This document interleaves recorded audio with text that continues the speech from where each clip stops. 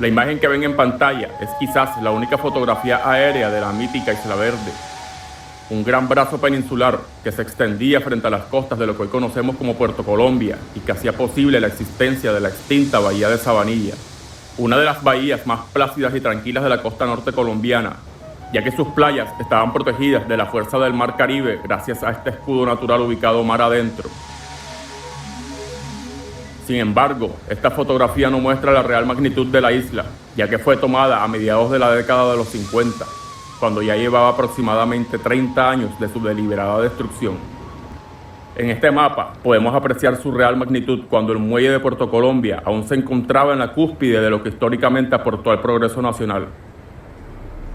La decisión de acabar con la isla fue un crimen programado que empezó hace un siglo atrás, dejando una lista interminable de damnificados y escandalosas pérdidas irreparables al patrimonio económico, natural y cultural de Puerto Colombia.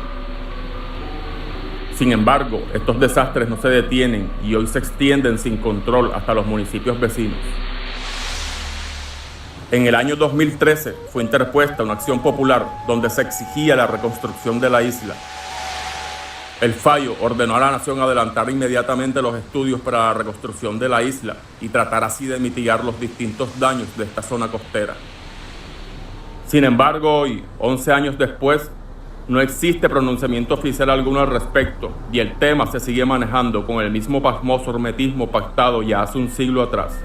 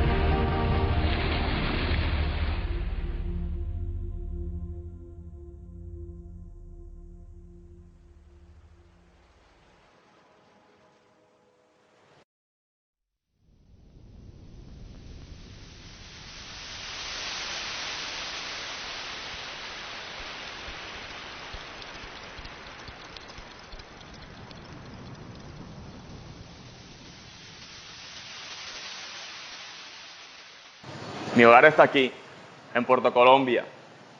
Nací y crecí en Barranquilla. Sin embargo, este lugar me define. Tengo la seguridad que la cercanía del mar surte cierto efecto relajante, psicológico sobre las personas.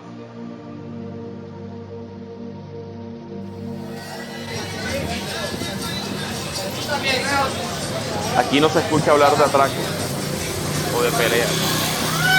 La policía y el tránsito cumplen sus labores de manera amable. La amabilidad y la hospitalidad de sus habitantes parece una herencia cultural de quienes tenían la tarea de dar la bienvenida a aquellos que venían necesitados de un espacio lleno de paz y de oportunidades.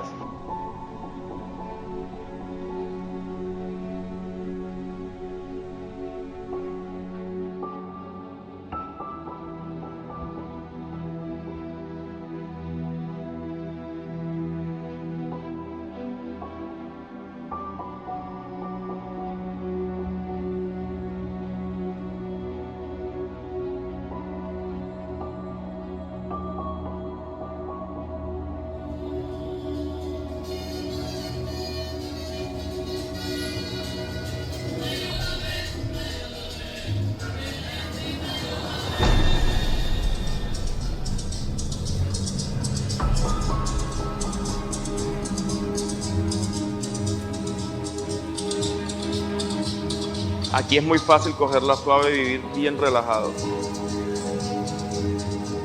Es tan contagioso ese estado de relajación que me pregunto si esta fue la principal cualidad que aprovecharon quienes en algún momento cometieron el que quizás sea el mayor crimen medioambiental social y económico de la historia de nuestro país.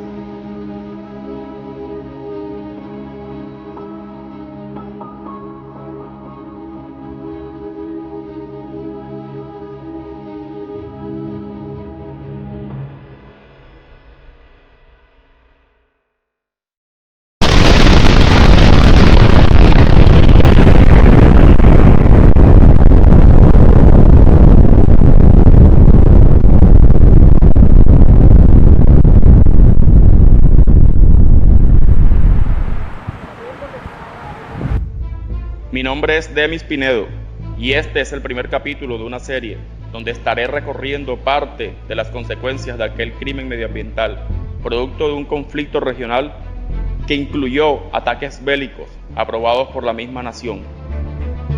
Una guerra que empezó hace más de un siglo aún sigue haciendo estragos, una guerra que aún sigue vigente y de la que no se habla en los libros de historia.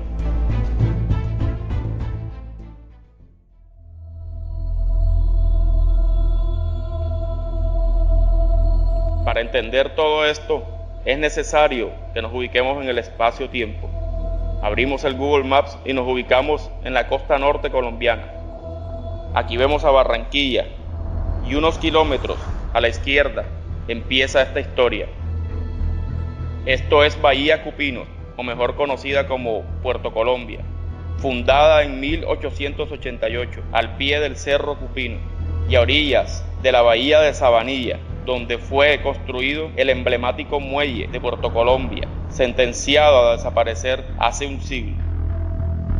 4 kilómetros al norte se encuentra el corregimiento de San Antonio de Salgar, donde reposa otra edificación de interés histórico nacional, el Castillo de San Antonio de Salgar, construido en 1848 con fines aduaneros.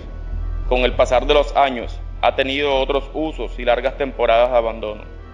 En la actualidad, este patrimonio y bien cultural de la nación se encuentra condenado a desaparecer, al igual que el muelle, y por la misma causa. Esta causa tiene su origen en Barranquilla, y 13 kilómetros al norte también cuentan con su propia estructura emblemática. Los tajamares de Bocas de Cenizas, inaugurados en 1936 con el objetivo de monopolizar la actividad portuaria regional.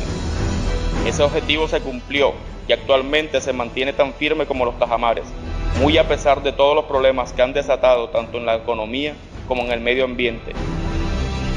Estos 17 kilómetros de costa han sufrido cambios drásticos a lo largo de un siglo y actualmente estos daños se han extendido 12 kilómetros al sur de Puerto Colombia, hasta el lugar donde se dice Pedro de Heredia desembarcó por primera vez en estas tierras, atraído por la belleza y tranquilidad del puerto de las Damas, hoy conocido como Puerto Velero, en el municipio de Tubará.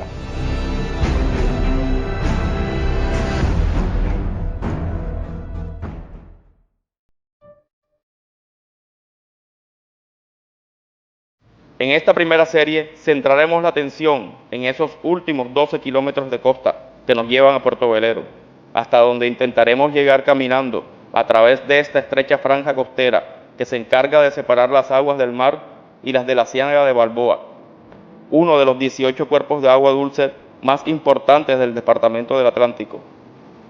Actualmente la Ciénaga mide en promedio unos 4 kilómetros, llegando a medir hasta unos 8 kilómetros en tiempos de lluvia. La Ciénaga se extiende a lo largo de la Reserva Forestal de Balboa. Realmente se llama reserva por simple formalidad, porque la realidad actual de ese lugar es muy contraria al significado de la palabra.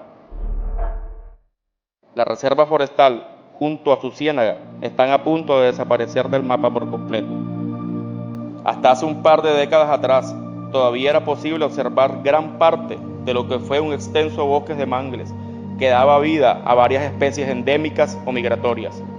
Aves, crustáceos, peces, reptiles y la misma especie humana presente en la zona dependían de este complejo natural para su subsistencia.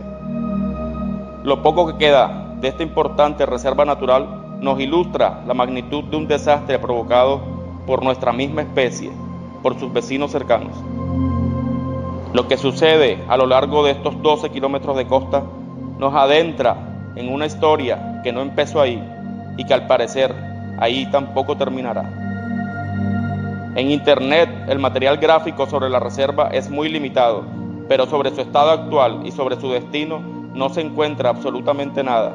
Y es por eso que sentí la necesidad de hacer un recorrido por estos 12 kilómetros de costa e intentar traerle imágenes exclusivas de lo que pronto será un amargo recuerdo.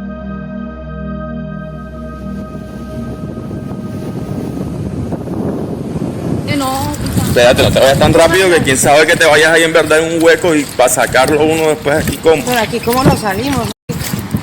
Nos toca rápido. Corre, man.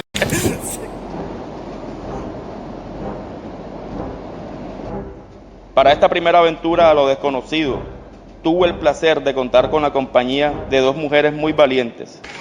Ella es Ana María Narváez, artista plástica barranquillera, quien usa en sus obras escultóricas restos de animales muertos y otros elementos desechados como juguetes, joyas, etc.